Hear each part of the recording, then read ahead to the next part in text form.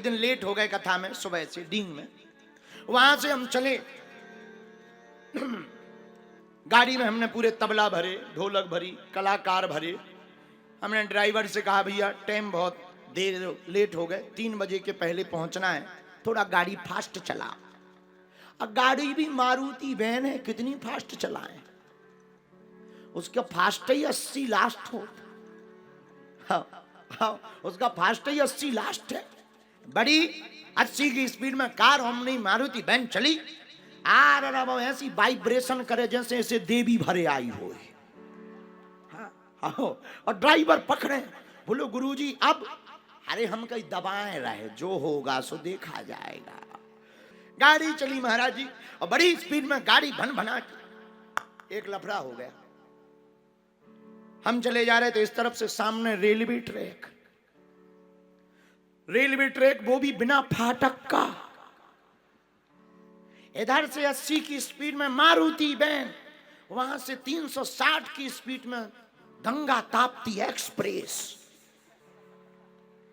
और कोई फाटक नहीं, ना कोई बैरिकेडिंग। हम भी भन बना के चल चेले। ड्राइवर बोला चल गुरु, कलाकार बोले आज क्या होगा? हम कहा गाड़ी हो गई शुरू। उधर से सीटी मारत ट्रेन करत, छटपक भैया बहुत सुपर फास्ट की स्पीड में चली आ रही। हमने कही चले ट्रेन, ड्राइवर बोलो आ गई। हम कही गाड़ी, ड्राइवर बोलो जा गई। श्रीमान आप सुनकर चौंकेंगे, हम भी निकल गए, ट्रेन भी निकल गई। हमारा तो बाल बांका नहीं हुआ, ट्रेन का भी नहीं हुआ। तुम पूछो कैसे? पुल के नीचे से निकले।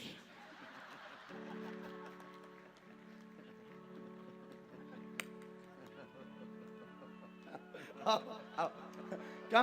पुल के नीचे से निकले। रुको रुको रुको। उसी प्रकार जब भगवान का साधक भगवान की भक्ति करता है तो 80 की स्पीड में परमात्मा से मिलने के लिए जाता है, और परमात्मा भी अपने भक्त से 360 की स्पीड में मिलने के लिए दौड़ पड़ता है।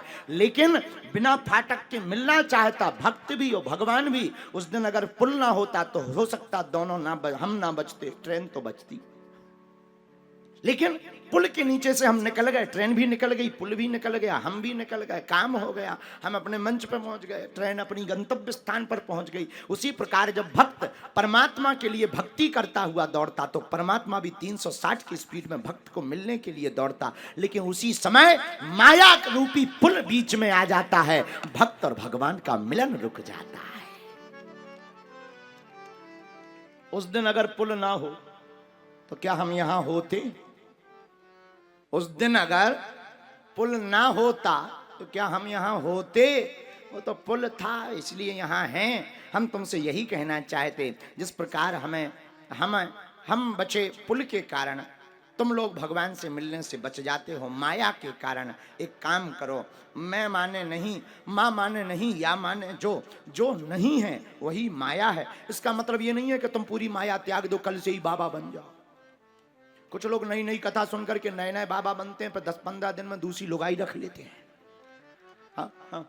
एक आदमी को हमने प्रवचन सुना है, अपनी घरवाली को छोड़ के भाग गया, बाबा बन गया। हमने कहा क्या हुआ? अरे बोले महाराज आपके प्रवचनों से हम तो जाग गए, हमारा तो सब बेकार, मोह माया है। बाद में पता लगा दिल्ली में दूसरी धर ली। उसकी पत्नी हमारे पास आई, बोले गुरुजी आप कीजिए। उनके क्या बात है बहन, क्या हुआ? अरे बोले अच्छी कथा सुनाई हमारे पति को। बोले क्या हुआ? अरे हमने कहा अच्छी क्या, अच्छी इससे अच्छी क्या हो सकती? तुम भाग्य मानो तुम्हारे पति तुलसीदास होने जा रहे। अरे बोले वो तुलसीदास जी नहीं बन रहे। हम कहे क्या बन रहे? बोले 2-2 रखे। बोले न जाने वे क्या बन रहे हैं। अरे हमें की तो फिर बड़ी, फिर हमें बीच में एक दिन मिले, हम कि क्यों भाई कथा असर कर गई? अरे बोले बहुत खतरनाक करी। हम का ठटरी के बड़े ऐसिया करी। कई लोगों कथा का फल भी ऐसा मिलता है कि हनुमान जी बचाएं। एक आदमी को हमने कथा सुनाई, कथा सुनी ही नहीं उसने। 6 महीना हमें मिला, 6 महीना बाद गांव के लोग आए। हमने और बताओ, छतरपुर जिले में एक जगह है नया गांव हटवा, वहाँ का कथा यजमान 6 महीने बाद गांव के लोग आए। हमने कहा क्यों भाई? हमने भागवत सुनाई थी, चेला का क्या हाल है? बोले पौआ का ठेका खोले। बताओ हाँ, ऐसी भी कथा फलीभूत होती है। तब हमें यही बात समझ में आई कि जब शिष्य लोग, जब यजमान लोग कथा को सिर्फ मनोरंजन के भाव से सुनते हैं तो कथा काम की नहीं होती है, लेकिन जब शिष्य और यजमान कथा भाव से सुनते हैं तो वो कथा काम की भी होती है और राम की भी होती है। और भगवान का चित्र, फोटो लेने वाला चित्र जेब में रखने की जरूरत नहीं है, उनका चित्र का मतलब उनके चरित्र को जीवन में उतारने की आवश्यकता है, क्योंकि पावन चरित्र प्रभु का ही है। दूसरी बात, प्रिय साधकों, बात ऐसे समझो, लाइट है, ये लाइट जल रही, ये आई कहां से? ट्रांसफार्मर से। लेकिन ट्रांसफार्मर की भी अपनी नहीं है बापोती, वो भी कहीं से लेके तुम्हें दे रहा। हाँ जी या ना जी? जिस प्रकार ट्रांसफार्मर कहीं से लेकर के तुम्हें लाइट दे रहा और तुम्हारा घर में उजाला हो रहा, लेकिन जो ले रहा वो भी कहीं से ले रहा, जो तुम्हें दे रहा वो भी कहीं से ले रहा, और सबका जनक जल है। लाइट को उत्पन्न करने के लिए कोयला या जल का प्रयोग किया जाता है। जल है, जल की लाइट मानो, जल लाइट का, करंट का जनक है, लेकिन वो जल भी कहीं से प्रकट है। वो जल कहां से प्रकट है? नदी से।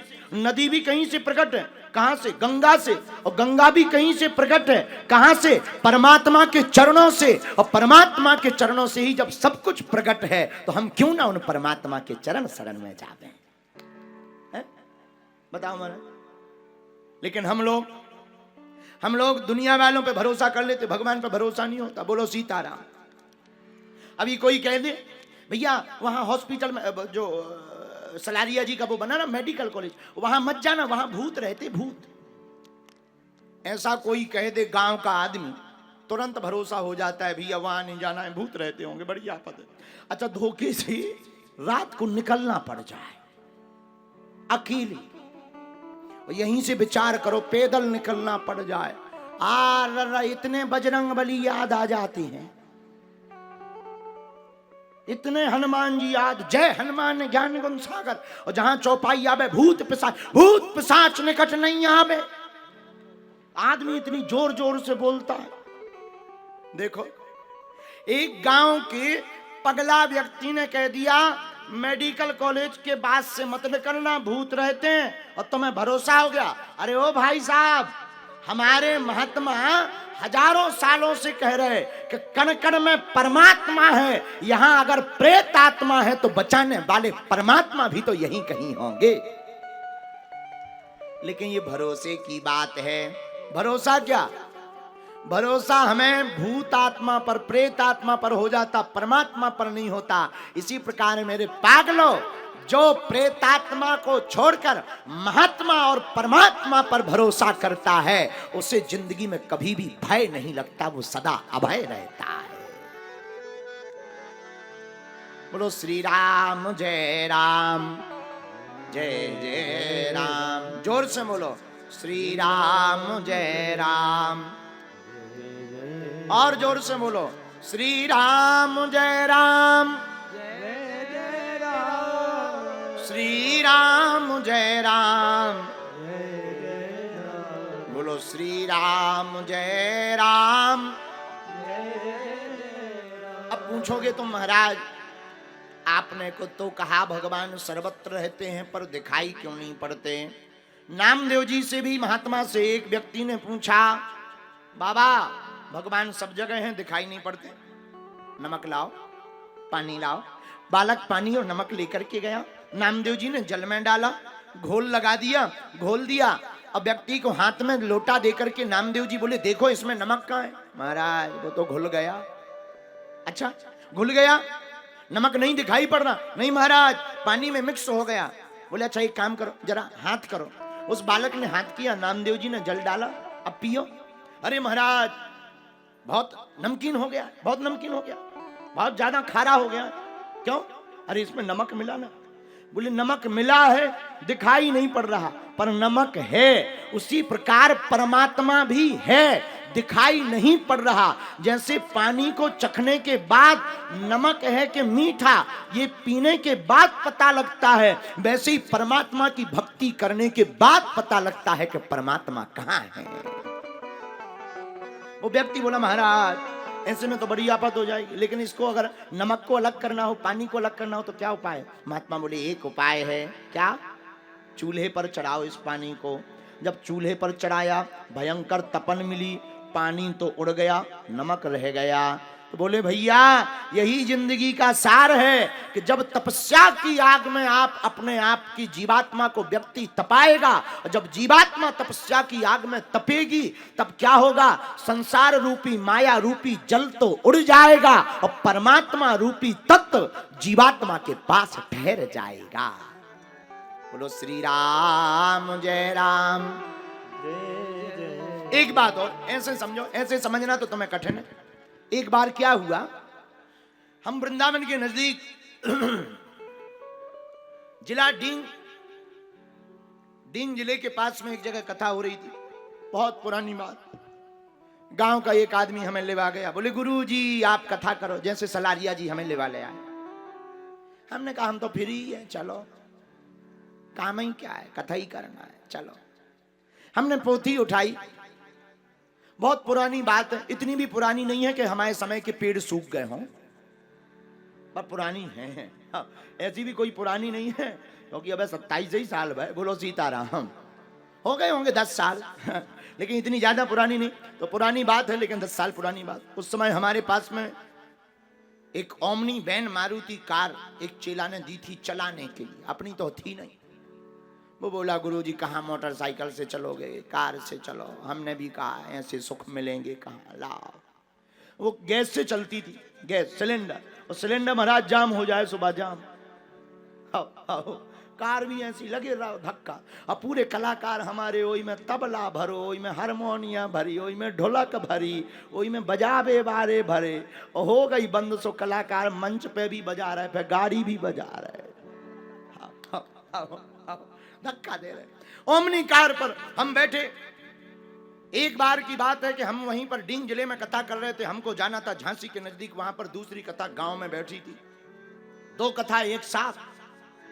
हमने कहा अपन बहुत ऊंचे कथा व्यास हैं, एक भागवत करने से पूरा नहीं पड़ना, साथ में 2 चलनी चाहिए, डबल पैरेलल। दूसरा चेला नहीं माना, महाराज शादी का काम कथा तो आपको ही करनी है, विवाह पर, बेटे के विवाह पर उसकी कथा सुनानी थी। हमने कहा कोई बात नहीं, सुबह की टाइम यहाँ करेंगे, शाम के टाइम वहां कर लेंगे।